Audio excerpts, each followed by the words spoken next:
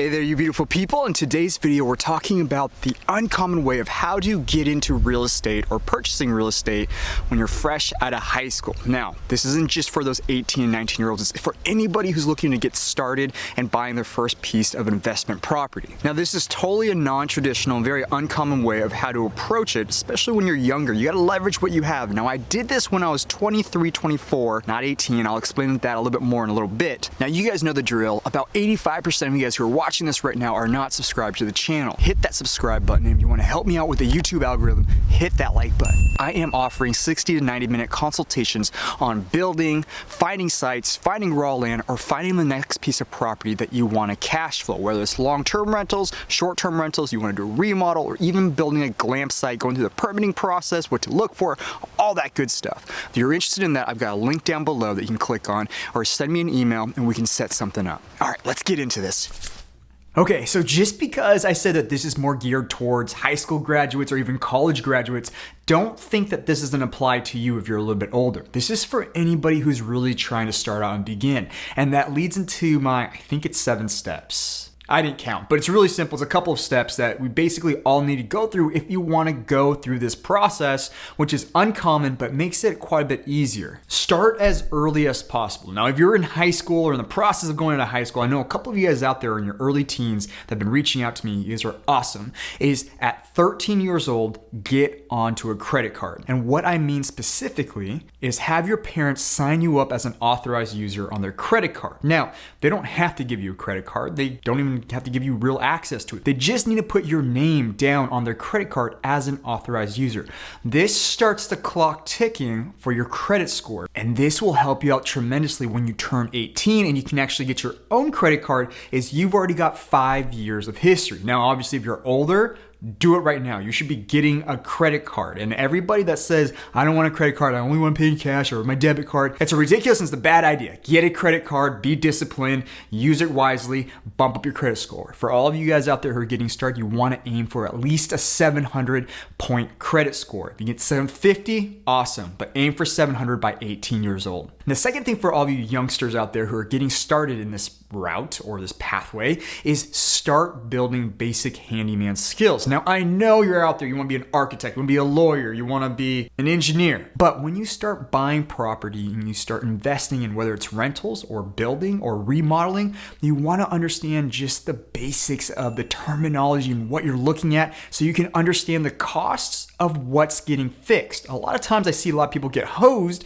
is because they have no idea is that a simple plumbing fix is getting a wrench and tightening a fitting around a pipe. But to really fast forward this, if you're in your teens or in your early 20s and you can start learning just some basic stuff about plumbing, electrical, and even framing, and having some basic tools, it goes a long ways when you're ready to invest in a property and you have to fix it up. And it builds instant equity. One of the things I always tout in my videos is that if you want to build equity fast, is find a very simple fixer-upper, not a gut job, but a very simple fixer-upper. Fix up the light switches, put in new fixtures, maybe new tile, maybe new floors, and you'll see that for every dollar that you put in, you'll get $2 out in the back end. It's a fantastic way for first-timers and beginners to really make money really fast. The third one is an income source. You must have at least one solid income source. Now, I've always said that I want you to have multiple income streams, but in the beginning, you need to have a sustainable, consistent source of income, because when you get your first home, you're going to have to show that you have at least 2 years of experience or 2 years of a stable job. Otherwise, nobody's going to loan to you. Now, unless you were born into money or that you had a large inheritance and you don't need the banks, then you don't have to worry about this. But for 98% of you out there, you're going to need a good credit score, some handyman skills, and you're going to need an income source so you can approve for a loan. And we'll get into that more here in a second. Now, with this job or this income source, your goal is to save up at least $10,000. Now, I'm saying this in 2020. You want $10,000. If you can save up $20,000, even better. But you want to do at least $10,000. First of all, that builds the skills of how to save money and how to actually be disciplined about your budget. But more importantly, we're going to get into why you need $10,000 to get your first property. The next advice is actually for anybody out there who actually has good family that supports them, is have your parents, uncle, aunt, whomever, grandparents, sign you up to be a part of their loan, to co-sign with you on like a car loan, personal loan, or anything like that. Now, typically this is only for 18-year-olds and up, because technically before you're 18, you're not really an adult. So therefore you can't sign a contract or be a part of a contract. Therefore you have to be at least 18. So this is for all of you older seniors and folks who are in your 20s who are still in the good graces of your parents. The reason why we're going to do this is because it gives you more of a relationship with a bank, it increases your credit score, and it really eases things up to help you get a mortgage down the road that's coming around the corner. All right, so now all that stuff, it sounds boring and disengaging and not really fun, but it is crucial if you want to start investing at 18 and start building wealth well into your 20s. This is a big step that a lot of us forget, or I don't see people doing even in the 30s, 40s, or 50s. And so even if you're older, I'm part of that group too, is that this is the fundamental that you cannot get away from unless you have a trust fund or you have a rich dad or something like that, okay? Assuming that you don't have that, you must do these things. Okay, now let's get into the uncommon stage, what we're gonna do differently to get our first investment property. The biggest part is that we're going to need a cosigner. Now, as a cosigner, clearly they're gonna need a good income or decent income and a good credit score. You can't get a cosigner who doesn't have a job and terrible credit. The cosigner is key to all of this, and it's 100% legit, 100% legal, and it's something that people do all the time, but they do it as a last resort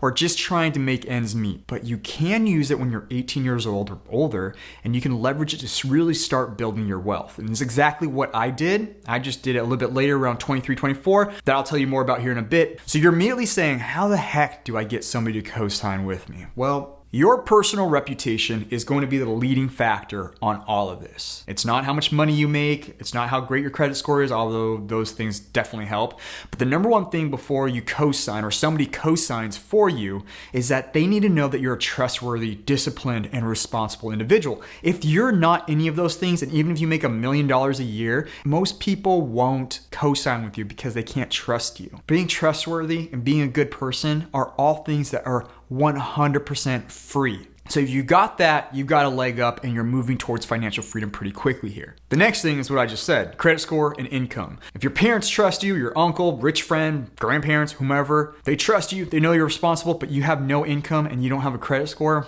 they're probably not going to be able to co-sign with you because for one, the bank won't even loan to you. And second, it doesn't even make sense for them to sign with you because they're like, how are you going to pay this loan back? Remember, if you default on the loan or you go bankrupt or whatever, they then go after whoever co-signed with you. So it's a big risk for the co-signers. And that's why they need trust, you need the income, and you need the credit score. You want to present the opportunity to whoever you're having co-sign with you. Now, sometimes this will be just a parent or grandparent or somebody in your family that wants to help you out, which is fantastic.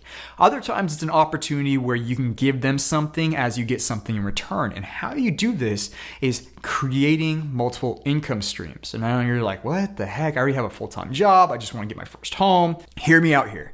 It's called house hacking. You guys have probably heard about it all across YouTube, the interwebs, and I've talked about it in previous videos. But in your first home, you should always be thinking about how do I generate revenue off of it, especially if you're super young. House hack the heck out of it and start building equity and pay almost nothing to live there for your first 5, 6, 7 years in your first place. And what I mean by this is if you're looking at buying, let's say a traditional 3-bedroom, 2-bath home, you don't need all 3 bedrooms. You might be getting a bigger space than you really need. You have 2 extra bedrooms, rent those out to friends. If you buy in the right location at the right time, you can actually cover your mortgage, maybe even more just renting out 2 of your rooms. Or if you're lucky enough or wise enough to get a duplex or a home with space above a garage or a basement that you can rent out, you can very easily cover your mortgage or even make more than that. You guys starting to see how this works now? You can basically convince your co-signers that you're responsible, that you have more than enough money to cover your mortgage, and that you have a strategy and a plan set up. And then what really helps seal the deal here is show that you have at least 6 to 12 months of savings saved up. So in the case that you don't have friends to move in or something sits vacant, you have 12 months of savings to cover your mortgage just in case. And then also prove that your income covers the mortgage. But if you're doing it right, you should really only be paying $400 to $500 a month, including taxes and utilities. And the last thing for all your first-time home buyers out there is you want to get a very specific loan type. And right now here in, December 2020 going into 2021, you should be looking to buy a home. And I know prices are probably in all the major cities not ideal right now, but it doesn't matter. And here's why, is that interest rates are so low, the government, or not the government, but banks are basically giving away free money at 2.5%. You basically want to lock in that 30-year rate or 15-year rate by buying your first home sometime within the next 12 to 24 months. And you want to take full advantage of that by getting an FHA loan. And the reason behind that is because with an FHA loan, you can just talk to any lender, any bank, they will have access to this, is that it gives you the opportunity of only putting down 3.5% down. So if the home is $100,000, you only have to put down $3,500. So assuming like a $2,500 or $250,000 home, that is less than $10,000 for a down payment to get into that house. You guys see where we're getting here? That's why I wanted you to save up that $10,000 in the first place. But at the same time, if you have some really helpful parents or family members, they can also gift you, if you're co-signing with them, gift you a portion of the down payment. But I'm always in favor of showing that you're super responsible and covering most, if not all, the down payment yourself.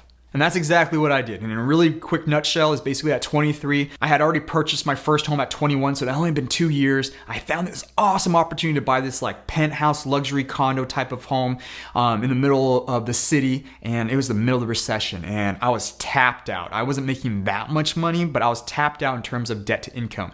And I had to use my parents to co-sign to get it. Now, I knew through the way I'd rent out the room and everything like that, I had more than enough money to cover the mortgage. But the banks wouldn't loan to me because of my age, and then also my credit score was still pretty good, but I wasn't making enough money for that debt to income ratio, and I didn't have enough money for the down payment. I had to put a whole 20% down. I actually had to give a presentation, like a PowerPoint legit presentation to my folks, showing them how much money I made, what my credit score was, how I was planning to create a secondary income from both, or actually I guess 3 incomes, from renting out my old place, renting out the room in the new place, and how that would reduce my mortgage from $2,500 a month down to $300 a month. And then I showed them how much money I had saved up, that even if I didn't have any income, I could survive for 6 months with no rental income. Here's the kicker. I had to ask to borrow $40,000 because I had to put down $80,000 as a down payment. But I knew how much money I was going to be making by just purchasing this condo now and holding on to it for 5 years. So I knew my parents were only getting like 1% on their money that was sitting in the bank. There was basically no interest. Kind of like right now how checking and savings account, money market accounts are giving you like 0.5%. It was like that back then too in 2009 when I purchased this. I said, loan me the money. I'll pay you 4% every single month, and then when I sell this in 5 years, I'll give you a full amount back. That was the deal that we came up with, and I signed. It was a win-win situation where they got a better return on their money, and then I got my second investment. Now, this led to a $200,000 in cash flows from renting out the place, and then also another $200,000 in equity from when I sold it. And that basically launched me into this whole other level of investing, and then the game was on. Now, if you're just getting started and this sounds like something that you want to do, or you're probably even past that and you want to get into short-term rentals, more raw land development, or anything like that at all, remember I do those 69-minute consultations. Hit me up down below. We can set something up. But don't forget to subscribe to the channel, like this video, and actually share it with somebody who you think would find this really helpful. Maybe a college graduate or a fresh high school graduate would use this, and hopefully it can help set them up financially in their 20s and 30s. Other than that, thanks so much for watching this video today. I love you guys all. I'll see you guys in the next one. Peace out.